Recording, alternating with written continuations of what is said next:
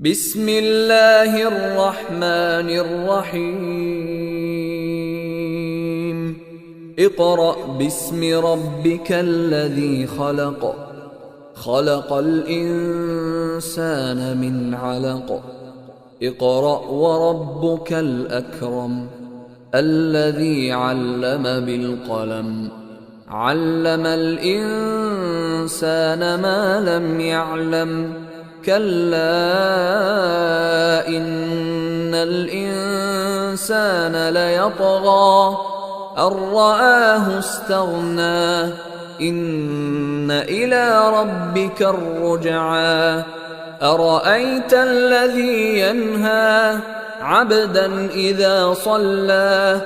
أرأيت إن كان على الهدى أو أمر بالتقوى أرأيت إن كذب وتولى ألم يعلم بأن الله يرى كلا لئن لم ينته لنسفعا بالناصية ناصية كاذبة خاطئة